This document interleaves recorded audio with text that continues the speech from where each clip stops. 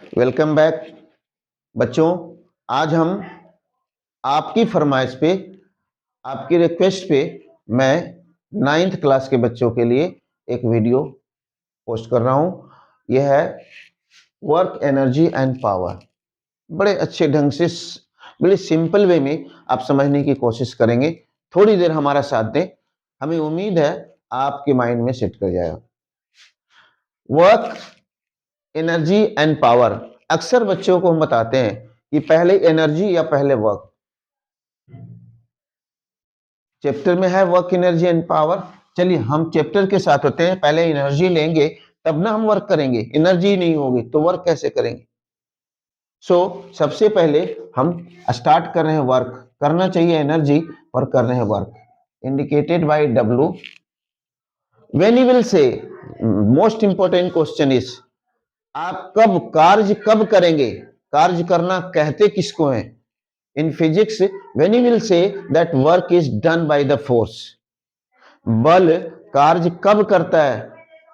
आज हम इन्हीं पहलुओं पर विचार करते हैं। और देखिए 3 कंडीशन आपको बता रहे हैं। पहला condition W equals to general expression है S into cos theta. Force और विस्थापन के बीच एंगल अगर 0 डिग्री है, पहला कंडीशन। दूसरा कंडीशन, 3 कंडीशन में हम देखेंगे। पहला है कि जब थीटा 0 हो। 0 का मतलब है फोर्स की जो आपने एक बॉक्स को क्या किया, फोर्स लगाया और उसी डायरेक्शन में डिस्प्लेस कर दिया। कितने डिस्टेंस से, S डिस्टेंस से फोर्स लगाया F और डिस्टेंस, इतने डिस्टेंस से आपने इसको डिस्प्लेस कर दिया। तो W इक्वल टू क्या होगा बच्चे, F into S into cos 0 degree. Cos 0 degree 1, cos 0 degree की वैल्यू 1 होती है। इसलिए बुक में जो आप डिफिनेशन देखते हैं W equal to F into S, cos 0 की वैल्यू 1 हो गई। And work is positive, work is said to be done. यहां पे आपको उस क्वेश्चन का जवाब मिल गया कि work is said to be done by the force if and only if it displaces an object along the same direction as that of force। बल की दिशा में जब विस्थापन होगी तो क्या होगा, कार्य होगा। कौन कार्य करेगा, force. Force will do the work only when it displaces the object along the same direction of force। Okay, इसी से आप इसकी एसआई यूनिट निकाल सकते हैं। फोर्स की यूनिट न्यूटन और डिस्प्लेसमेंट की यूनिट मीटर। न्यूटन मीटर और जेम्स प्रेस्कॉट जूल के सम्मान में ये 1 न्यूटन मीटर को हम 1 जूल भी कहते हैं। समझने की कोशिश करें, बहुत सिंपल है बच्चों। एक बार थोड़ा सा आप ध्यान दे दें। तो force 1 joule is equal to 1 kg metre पर सेकेंड स्क्वायर इंटू डिस्प्लेसमेंट का हो गया मीटर, 1 मीटर। ये लीजिए, यूनिट बन गई 1 kg मीटर स्क्वायर पर second square. This is equivalent to 1 joule. Short में हम जो जे लिखते हैं। अब देखिए इसके कितने यूनिट हो रहे हैं, 1 न्यूटन मीटर भी हो गया, 1 जूल भी हो गया, केजी मीटर सेकेंड के टर्म में भी आपने निकाल लिया, 1 kg मीटर स्क्वायर सेकेंड पर सेकेंड स्क्वायर। तो W equal to F into S.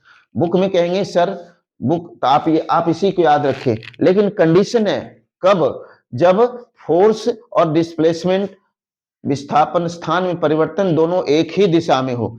चलिए एक केस बताया आपको। दूसरा है कि व्हाट विल हैपन, 1 जूल को डिफाइन कैसे करेंगे।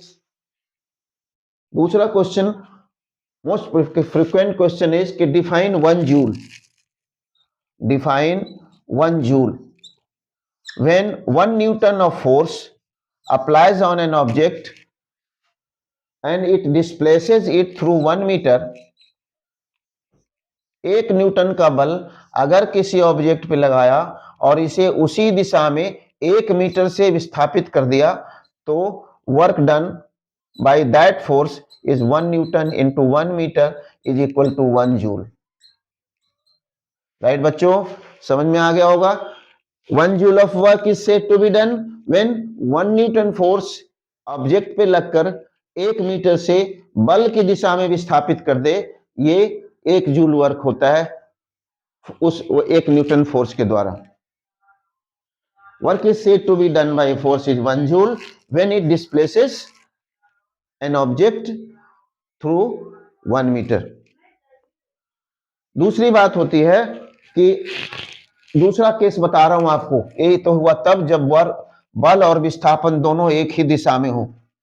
Case 2, when theta is 90 degree,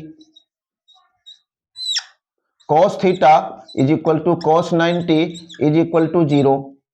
ये लीजिए वर्क डन, आप अपने सिर पे, दिस इज एग्जाम्पल, आप स्टेशन पे जाते हैं, प्लेटफॉर्म पे जाते हैं, आपके पास बक्से होते हैं, आप एक कूली ढूंढते हैं, वो भैया क्या करता है आपके सामान को लेकर और ट्रेन बॉगी में अंदर बिठा देता है। जरा सोचें, उसे भारी लग रहा है, फोर्स किधर लग रहा है देखें जरा, W, this is weight, weight equals to force, ये लग रहा है नीचे की तरफ, और डिस्प्लेसमेंट परपेंडिकुलर, फोर्स और डिस्प्लेसमेंट के बीच एंगल कितनी बन रही है, 90 डिग्री। ये लीजिए, तो इस दिशा में work equals to force into displacement into cos 90 degree 0 होता है, and the whole result is 0।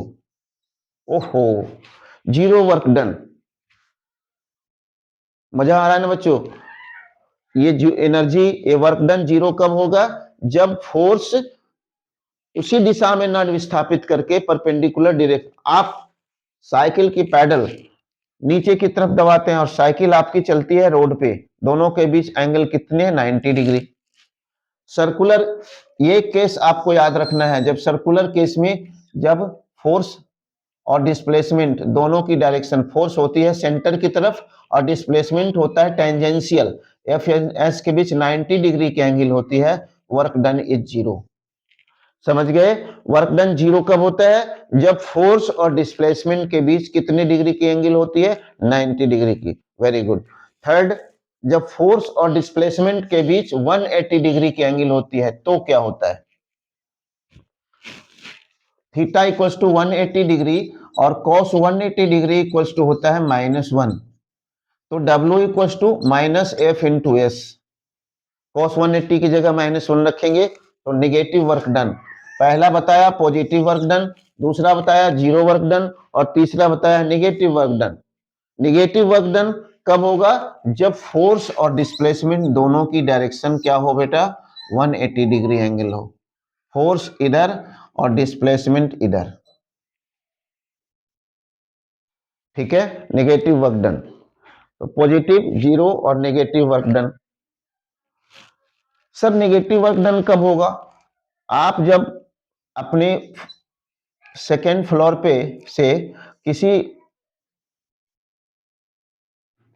सब्जी वाले भैया से आप ऊपर की तरफ जब खींचते हैं सेकेंड फ्लोर पे, सेकेंड फ्लोर से जब आप खींच रहे हैं इसको,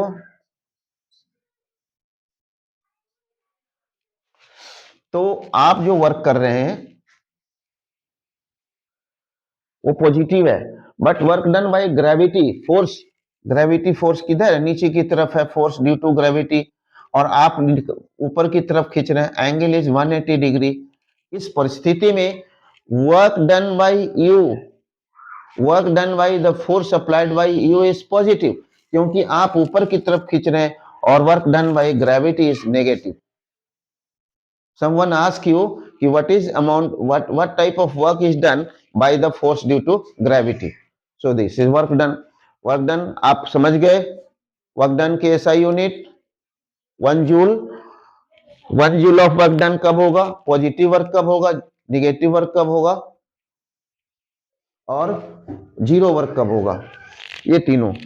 नेक्स्ट क्लास में मैं आपको एनर्जी और पावर समझा दूंगा, पूरा चैप्टर खत्म हो जाएगा। आज आप वर्क डन फिनिश कीजिए, very very quickly I will post another topic. Thank you very much.